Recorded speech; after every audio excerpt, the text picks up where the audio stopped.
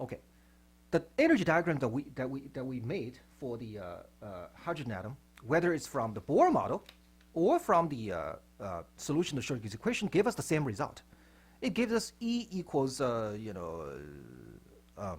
is it, negative absolute value E1 over n squared, right?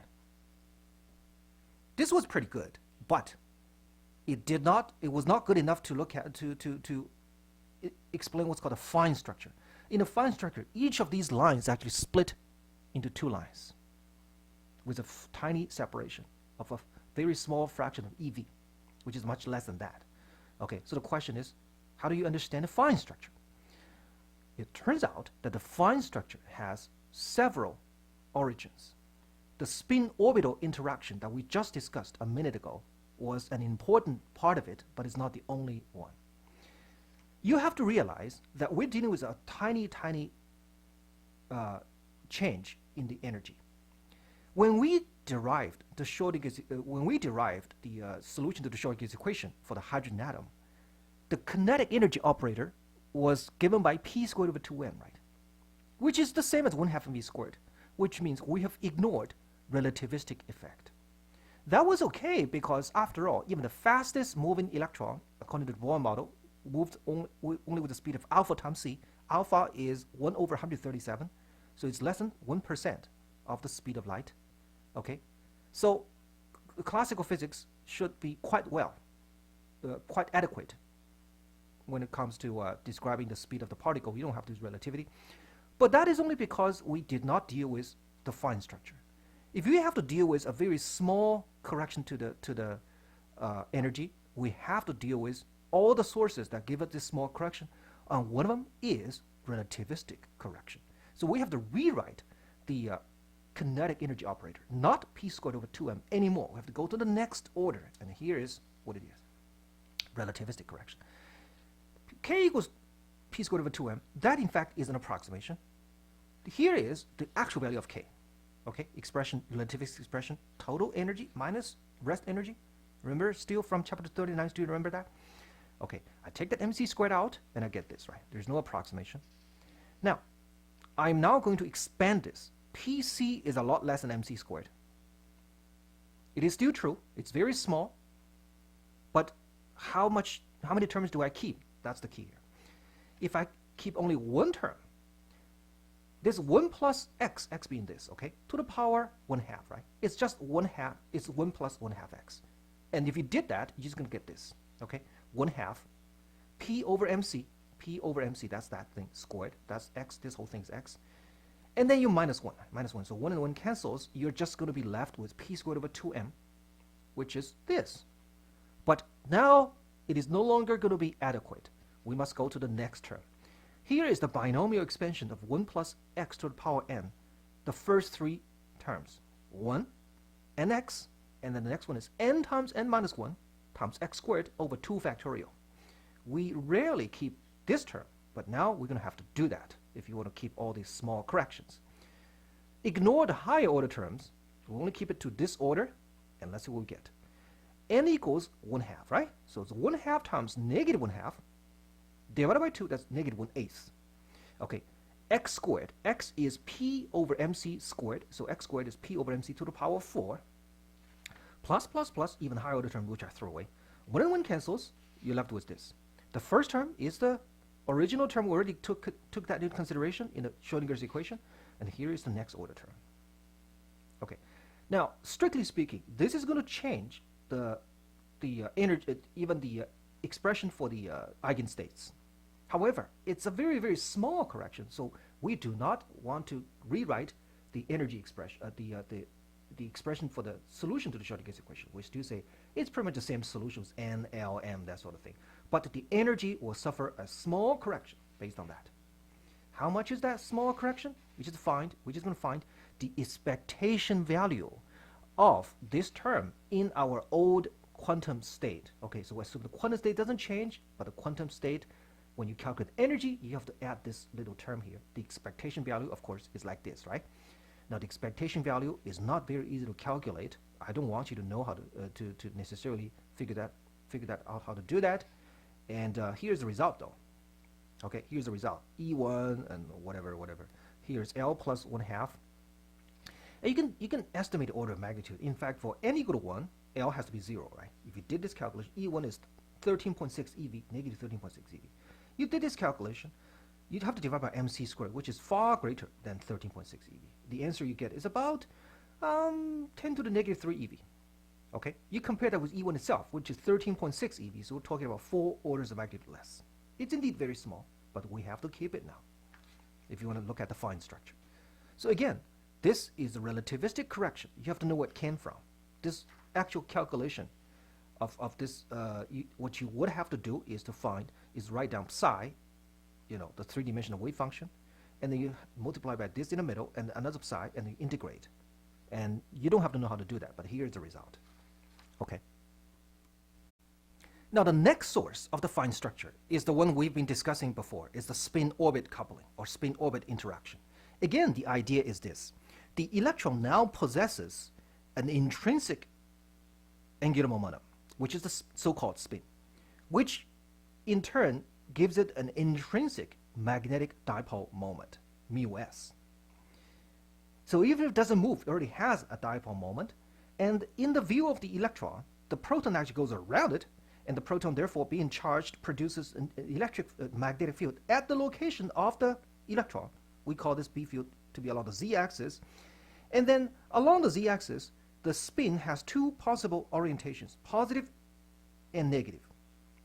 And then, therefore, when you consider the interaction between the spin angular momentum and the magnetic field produced by the proton, you're going to get two different possible values to the energy correction. One for the upspin, one for the downspin, and that is called spin-orbit coupling or spin-orbit interaction.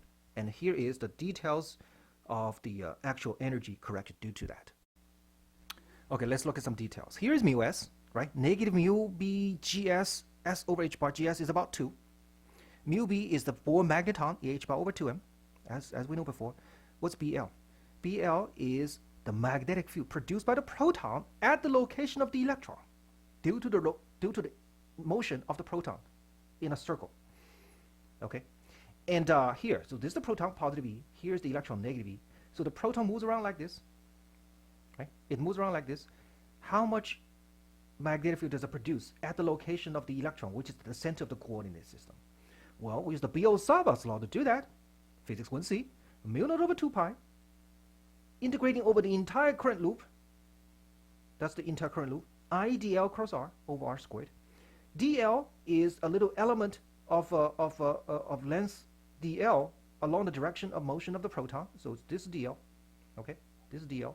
dl cross r. R points from the source, which is the proton, to the point of interest, which is the electron. So this is r. R goes actually inward. So dl cross r actually points upward along the z direction.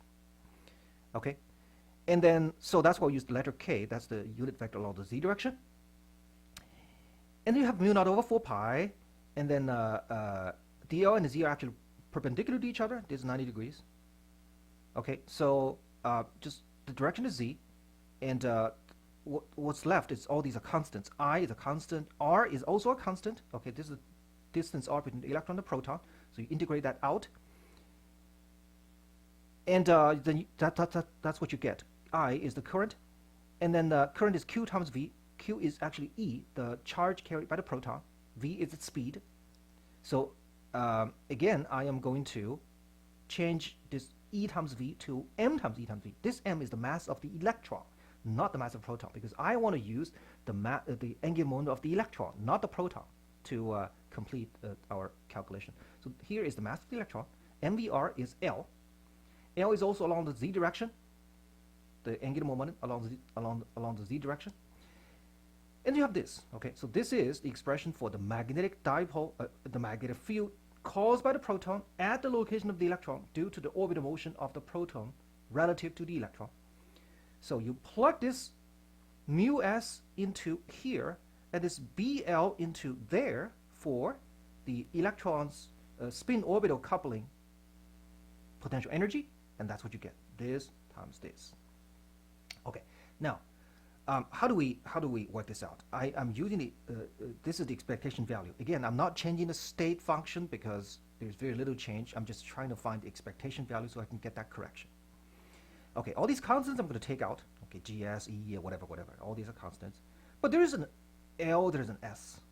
You can do L dot S or S dot S. It doesn't matter because the angular part of the motion, orbital part of motion, and spin part of motion are they're independent of each other. So you can change order L dot S, S dot L. But there is also an R squared. Okay, so we need to evaluate the expectation value of this L dot S over R to the power 3. So the question is, how do we do that? Okay, there is a little trick that tells you how to find L dot S. You know, the electron has two types of angular momenta. One due to the rotation about the center of the hydrogen atom. That's the orbital motion characterized by L. The other is the spin part of the angular momentum, S. Okay, what is the total angular momentum for the electron due to both of these types? It's L plus S, right? We introduce the total angular momentum as J. So J is the total angular momentum from both of these two types, orbital and spin part. If you write J vector as L vector plus S vector, then you find that L dot S can be easily expressed like this. You see, J dot J equals L plus S dot L plus S. And then it's L dot L plus S dot S plus 2 of L dot S. Now this is what you're looking for, right? This is what you're looking for in the calculation. And L dot L is just the magnitude squared of L, which is by definition L times L plus 1, h bar squared. S dot S, even easier. S times S plus, this S is actually the constant, it's always 1/2. Okay, so both of these terms are taken care of, and that term is the magnitude squared of the total angular momentum. The total angular momentum has a quantum number J.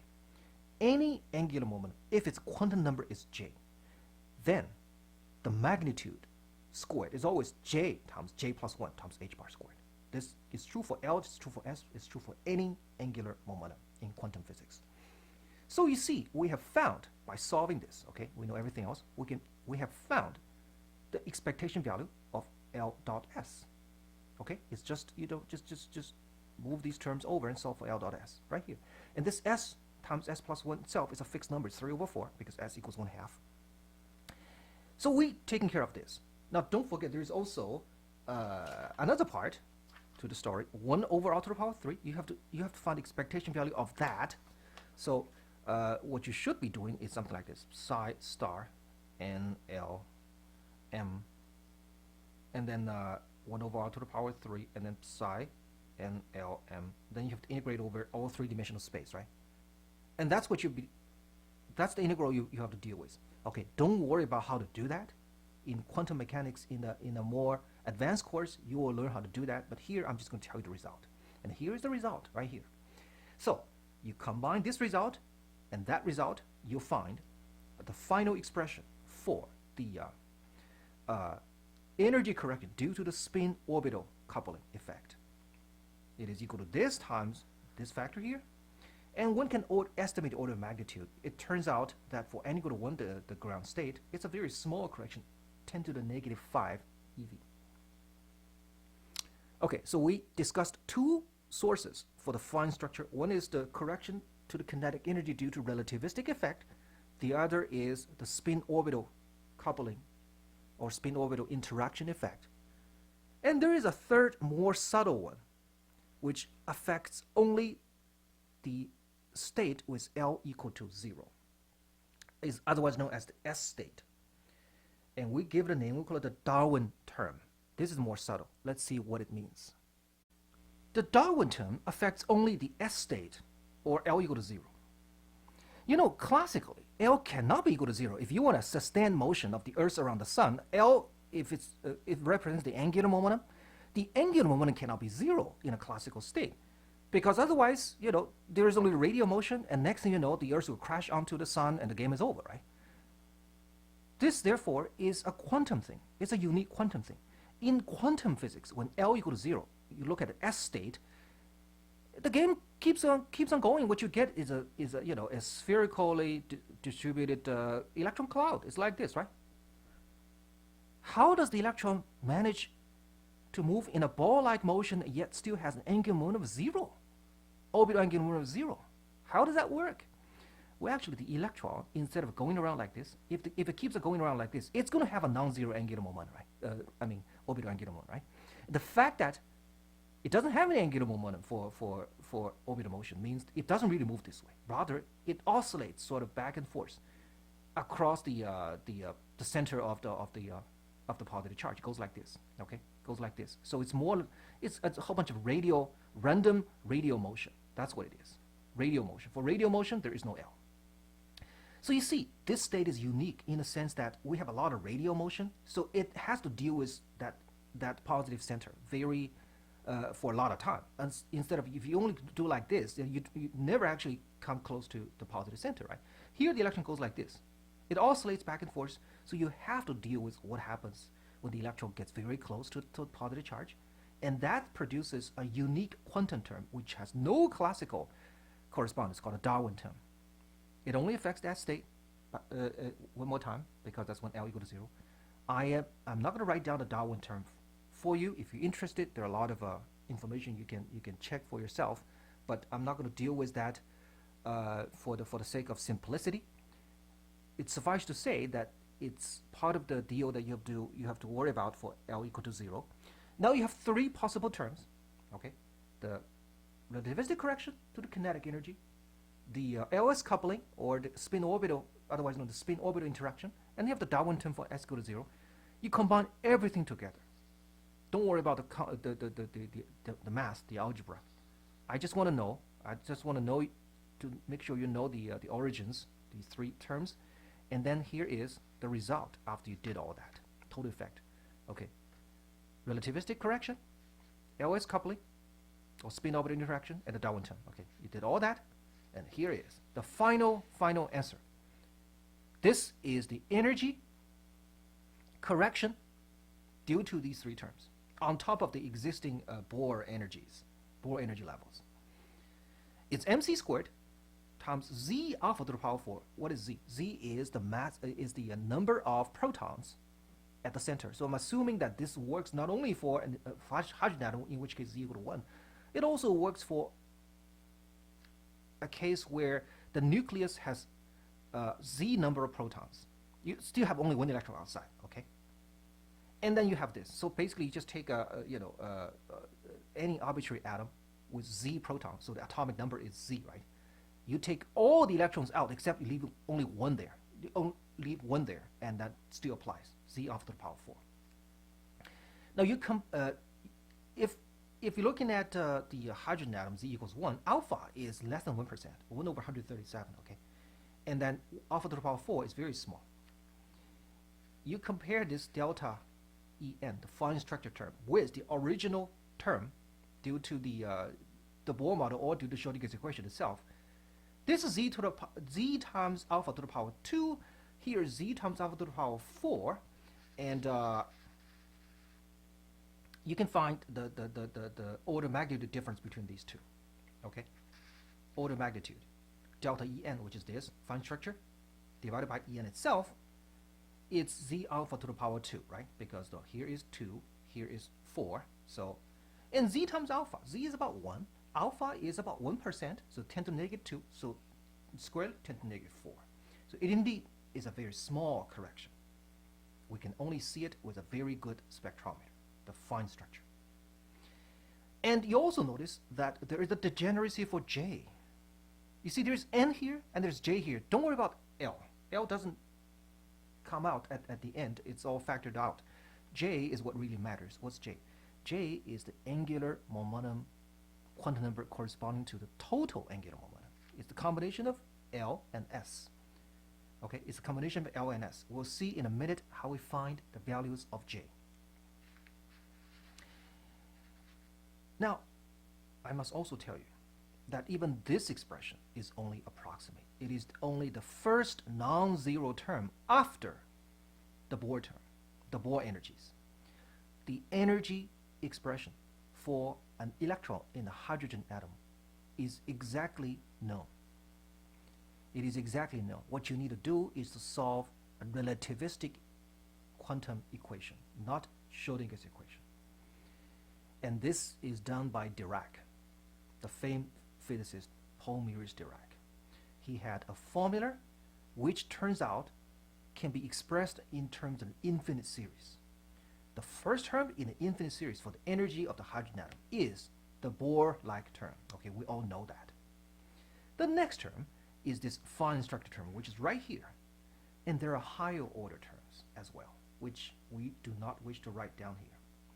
But the important thing is that the first term has Z alpha to the power 2, the next term is Z alpha to the power 4, and the next one is Z alpha to the power 6 and 8 and so on. So it's an infinite series containing Z times alpha. Now, Z is only 1 for hydrogen. So Z times alpha is a very small number. So it actually, the order of magnitude shrinks rapidly as you go from one term to the next, which is good. So you only usually need to keep only to this term. You don't want to worry about higher order terms. But what if you look at a case where you have an atom with a large Z value, let's say Z equal to 100, okay, equal to 90 or whatever, and you take all the electrons out except just leave one. I mean, you can certainly, if you want, you can do that. You can then use this formula to calculate its energy levels, right, to high precision. Now the problem with that is that when Z is large, then D times alpha is no longer that small anymore. So it's going to converge very slowly. Eventually it's going to converge. So it's a technical problem. So you have to keep many terms. But this technical problem turns into a nightmare if Z times alpha is greater than 1. Look, you're going to have Z to the power Z times alpha to higher and higher orders, right? And goes to infinity. But if Z times alpha is a number greater than 1, then the successive terms will only get greater and greater and greater. And that's a nightmare because the total energy becomes infinity, which is impossible, physically wrong. So what did that tell us? For the entire theory to be correct, Z times alpha has better be less than 1. Otherwise, we'll be in huge trouble. This entire thing has to be crossed out and rewritten. Therefore, Z times alpha is less than 1 if we believe in this theory. Okay, in Dirac's relativistic quantum mechanical theory, it has to be true. And therefore, Z has to be less than 1 over alpha. Now, alpha is about 137, and therefore, Z has better be less than 137. So, if we have faith in the relativistic quantum mechanics, then we must believe that Z is limited to 137. It cannot exceed 137. Okay? Otherwise, relativistic quantum theory is wrong. This is a stunning result because it gives us a prediction as to how many elements we can possibly have in the entire universe. It's up to 137. We have discovered something around 110 or 112-ish. We have not reached 137. In theory, we can get 137, but nothing more than that. If somebody someday found Z equal to 138 or higher, this theory is wrong. The relativistic quantum physics has a big hole in it, and somebody has to come in, like Einstein did to Newton's law, and we have to rewrite it. But if you ask me, do I believe Z equal to 138 would exist? My answer, like most physicists today, is no. Okay, at the end of this lecture, I will be presenting you a better energy diagram for the hydrogen atom, including the fine structure. But in order to do that, we have to know how to treat this new quantum number J, the total angular momentum. J is the sum of two angular momenta, one for L, one for S. And I'm going to introduce to you the general rules of adding two angular momenta in quantum mechanics.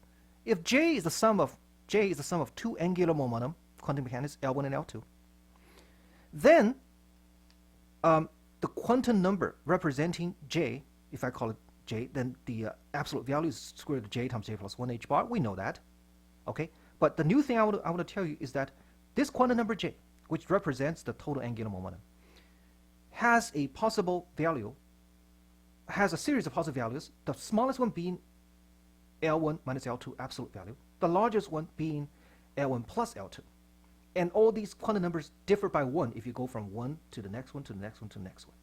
That is true for all to the summation of two arbitrary angular momenta.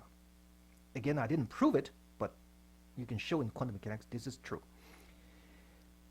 In our case, one of these two L's, one of these two quantum angular momenta is actually S, right? And the quantum number for that is 1/2. Okay, so we have J equals L plus S. Usually we use the lowercase j for that particular special case when one of them is S. So what are the possible quantum values, quantum numbers for this new total angular momentum J for the spin and the orbital part? The smallest number is L1 plus L2. L1 is just L. L2 is 1/2 because that's S, right? And the highest value is L plus 1/2, right? But remember, they have to differ only by 1. This L minus 1/2 and L plus 1/2, unless L equal to 0, the difference is already 1, right? So negative 1/2, positive 1/2, right? So therefore, there are only two possible values. There's nothing in between because the gap is already 1 unit. So there's nothing in between. So there are only two possible values for J, for L non-zero, for any non-zero L. For L equal to 0, the absolute value here is 0 minus 1/2, which is already 1/2. And here, this is 0 plus 1/2, it's also 1/2. So L equal to 0 is an exception, in which case J has only one value, which is equal to S, which is 1/2. Okay, so here, these are some common values of L. Okay, 0, 1, 2, 3. For L equal to 0, again, J equals this, somewhere between here and there, it's only one value, 1/2. For L equal to 1, you can have 1 minus 1/2, 2, 1 plus 1/2, so that's 1/2 or 3/2. For L equal to 2, you have 2 minus 1/2, 2, 2 plus 1/2, so 3 over 2, or 5 over 2, and so on. As these are the four most common values of L for S, P, D, F. Okay, these symbols S, P, D, and F are symbols we use in spectroscopy to indicate what kind of energy level changes took place for a certain line in atomic spectra. Those are the four most common values of L. And we have introduced here an atomic energy level symbol. If you see 3p 3/2, what does that mean? That big 3 here indicates the principal quantum numbers, n equal to 3. Okay, n equal to 3. This p indicates what? The value of L. For S state, L equals 1. L equal to 0. For P state, L equal to what? L equal to 1, right? So P state means L equal to 1. What about this small value, small number here, 3 over 2? That is the value of J. Okay, that is the value of J. So 3p 3/2 means this is a quantum state with n equal to 3, L equal to 1, and J equal to 3/2. That's what it means. And remember, the energy levels are degenerate for the same n and same J, even for different L. But as long as n and J are the same, the energy levels are the same. So let's look at the energy levels of the hydrogen atom, including the fine structure. Okay, here is the case without fine structure. N equal to 1 like this, n equal to 2 like this, n equal to 3 like this. Just only one level. With all the different values of L and S, who cares? You just get the same energy levels. But now you consider the fine structure splitting. It turns out that the 1s 1/2 state is a little bit lower than the Bohr result. The difference is about 1.8 micro eV. It's very, very small. Okay, here's the Bohr result. Here's the actual result. But it does not split into two because, again, J only has one value, which is 1/2. Remember, the energy is now a function of n and J. N equals 1. J also equals only one value, which is 1/2, so that's only one state. For n equal to 2, however, there are two possible values of L, which is 0 and 1. And there are two possible values for L equal to 0, J has only one value, which is 1/2. But for L equal to 1, which is the P state, J has two values, 1/2 and 3/2, right?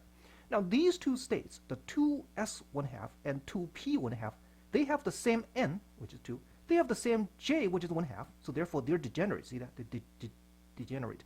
But this guy has a different J value. It's 3/2 instead of 1/2. So it goes up a little bit. Okay? There's a little gap, very small. And then for n equal to 3, again, the S state does not split because there is one single J value. But the P state splits into 2 because there are two different values of J for the same P value, for the same L value. And D state also splits into 2. And you notice the gap becomes smaller and smaller and smaller as you go higher and higher. All these are very small gaps, but they do exist.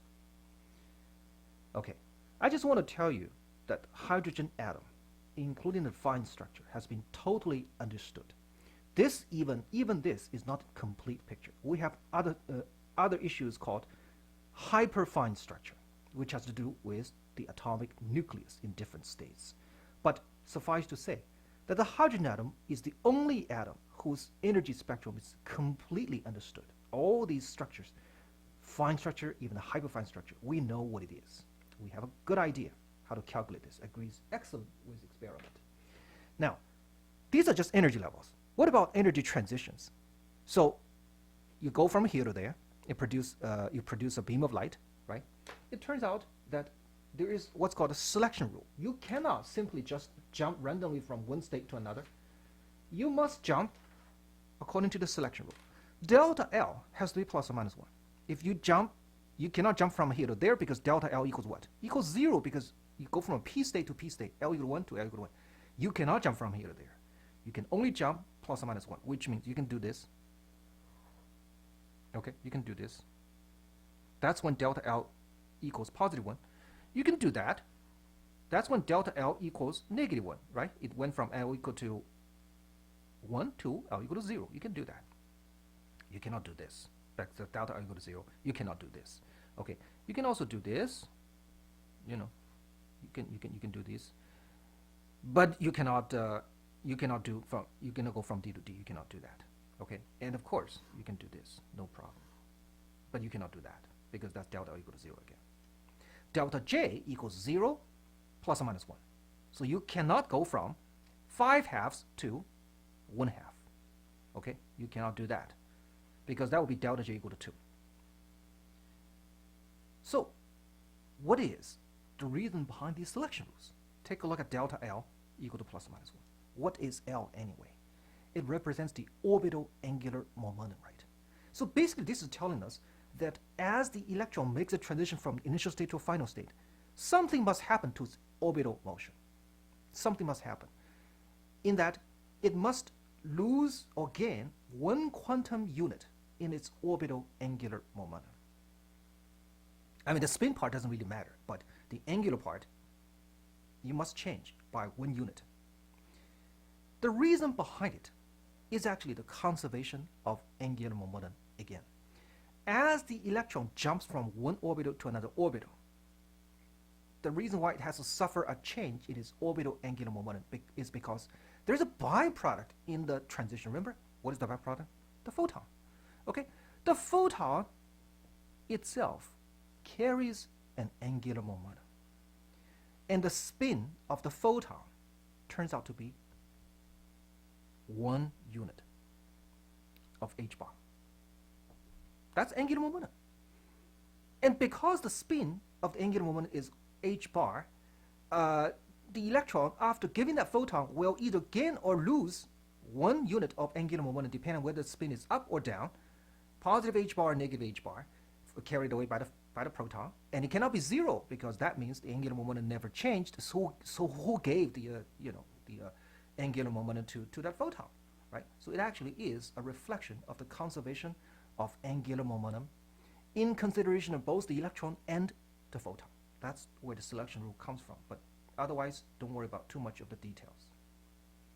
So we successfully added the consideration of fine structure by introducing electron spin, and we also took a closer look at the meaning of each of these quantum numbers, n, l, m, and so on. But we are not completely done with this chapter, atomic physics, because so far we have not yet looked at multi-electron atoms. We only look at a single electron atom, which is the simplest case.